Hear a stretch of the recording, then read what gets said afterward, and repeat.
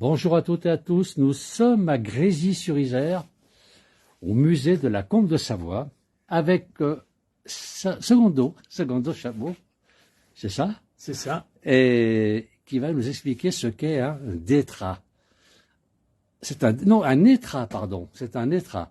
Secondo, expliquez-nous un petit peu à quoi sert ce matériel qui est avec vous là. L'étras, c'est le nom commun dans les Savoies, d'après ce que j'ai appris au cours de ces dernières années, d'un appareil qui a servi pendant près de 2000 ans, puisque cet appareil serait d'origine romaine, et l'étras est connu en langue française sous l'appellation du travail. Alors, pourquoi le travail avec l'étras? Alors le travail, pourquoi on l'a appelé le travail? Parce que, d'après ce que j'ai appris, le mot travail viendrait d'un mot latin, le tripanium, qui signifie la contrainte. Alors pourquoi la contrainte? Beaucoup pensent que le travail en est une, dans le sens populaire, mais le travail, c'est tout simplement un appareil pour immobiliser un animal. Alors quel animal? C'est l'appareil qui a permis de ferrer les bœufs, et dans nos campagnes aussi, à une certaine époque, quelques vaches, non pas celles qui faisaient uniquement du lait, mais celles qui devaient aussi travailler, c'est-à-dire que les paysans pauvres, qui n'avaient pas de bœufs et pas de chevaux, utilisaient des vaches pour tirer la charrue ou pour tirer même des charrettes. Alors, c'est cet appareil que l'on voit là à côté de vous. Je recule un petit peu pour qu'on puisse bien voir. Donc là, vous êtes carrément dans l'étras. Alors, je ne sais pas, les gens qui nous suivent, s'ils peuvent nous dire comment ça s'appelle dans leur région. Nous, on appelle ça en Savoie un étras ou un étras. Il y a plusieurs noms. Alors on l'appelait l'étras, oui. Avec un T à la fin, ou l'étras, avec un Z à la fin, oui. Ou le détrait, ou le détras. Et je crois qu'en Haute-Savoie, il y a beaucoup de gens qui s'appellent des détras. Tout à fait, et beaucoup de lieux aussi. Et des lieux. Et des lieux qui s'appellent les l'étras. Plein de lieux dans toute la Savoie, que je connais plus que la Haute-Savoie, qui s'appellent l'étras. Hein? D'accord. Par contre, dans toutes les régions de France, on avait un appareil pour ferrer les bœufs, donc il s'appelait un peu différemment, je pense. Oui. Alors pourquoi est-ce qu'on avait un appareil pour ferrer les bœufs et pas les chevaux? On utilisait les bœufs pour une raison simple, c'est que les bœufs ou les vaches ne tiennent pas debout si on leur lève sur 3 pattes. C'est-à-dire que si on leur lève une patte, ils ont tendance à se coucher. Donc un maréchal ferrant, tout seul, ne pouvait pas ferrer un bœuf, puisqu'il ne pouvait pas à la fois tenir la bête debout, et on a inventé cet appareil qui, grâce aux sangles que vous voyez là... Elles sont énormes, ces sangles, en plus. Alors, ces sangles,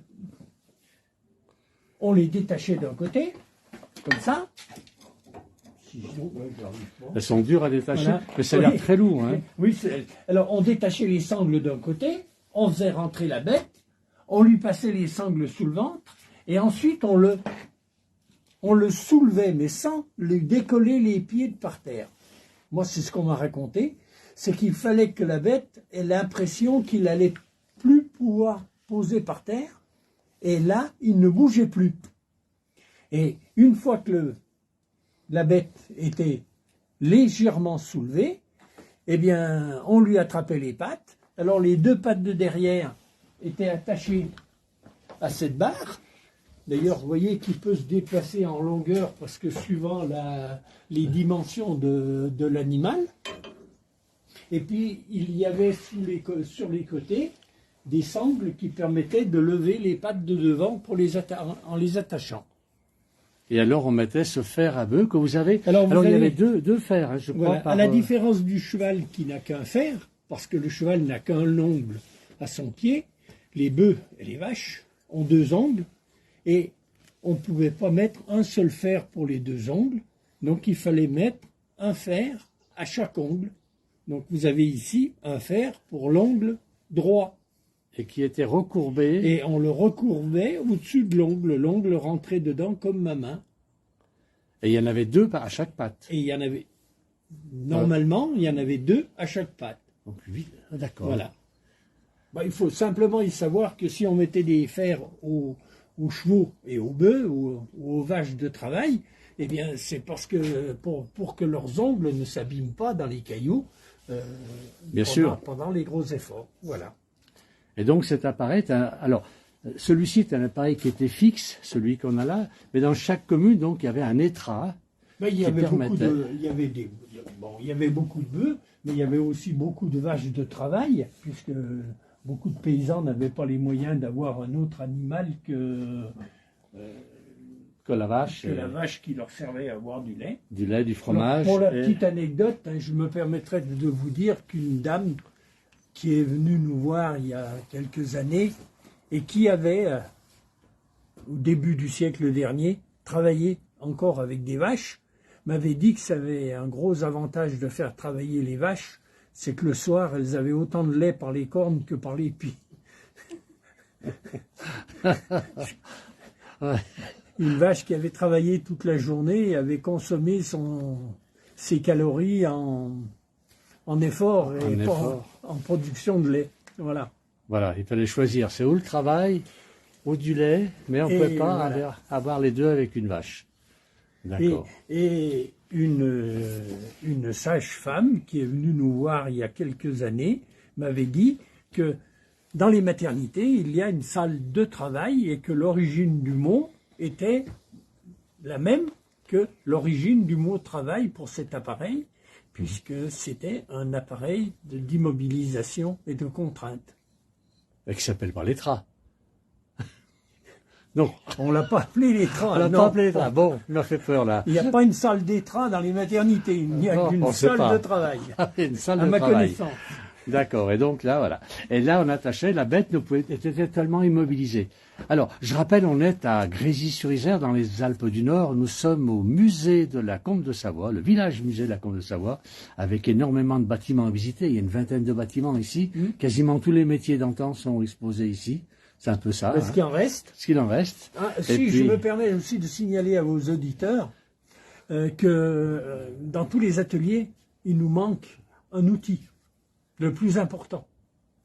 Lequel? Le savoir-faire. Alors ça, c'est vrai. Car on en parle, mais entre la parole et l'acte, eh bien, je crois qu'il y a des très très grosses différences. C'est fort possible.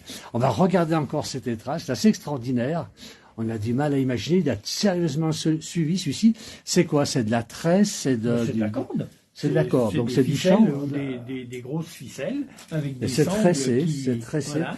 C'est vrai que pour tenir un bœuf, quand on connaît la force d'un bœuf, c'est assez impressionnant. Et puis de l'autre côté, vous avez l'armature qui servait à lui attacher les cornes pour qu'il ne puisse pas bouger la tête. Ah oui, donc il était carrément attaché, ficelé, oui, totalement, pour ne pas pouvoir bouger. Et alors qu'il ne souffrait pas, mais bon, il n'a peut-être pas trop envie. Normalement, c'est comme quand on nous coupe les ongles. Hein.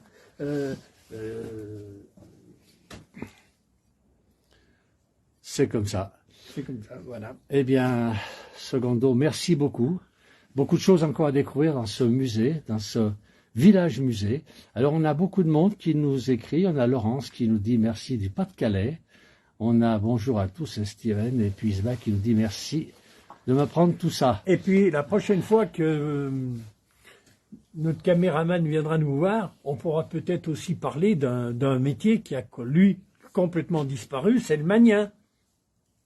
Et c'est? Le ferblantier est à mort. Et ça s'appelle un magnien. Eh bien, qu'on appelait en patois le magnien. Pour quelle raison? Ça, je sais pas. Personne ne peut nous le dire. Moi, j'ai encore connu au sommet du village le père Rastello qui venait, qui restait une semaine sous un appentis au sommet du village et tout le monde lui amenait à réparer les arrosoirs, les civeuses, on lui ramenait les fourchettes, les cuillères à rétamer parce que l'inoxydable n'était pas encore arrivé. Eh bien, écoutez, oui. En plus, magnien est un nom courant aussi. Hein. Oui, c'est le magnien. Ok. Merci beaucoup, Secondo. Et puis, à très bientôt pour le prochain métier. Mais donc, ça sera toujours avec plaisir, avec mes pauvres connaissances. Merci beaucoup. Voilà, je remercie tous les gens qui ont suivi ce direct. Voilà, on est en face donc de l'Etra. C'est assez impressionnant, c'est un gros matériel donc, qui permettait de ferrer donc les bœufs ou les vaches, comme nous a expliqué Secondo. Très bonne fin de journée à tous et merci beaucoup.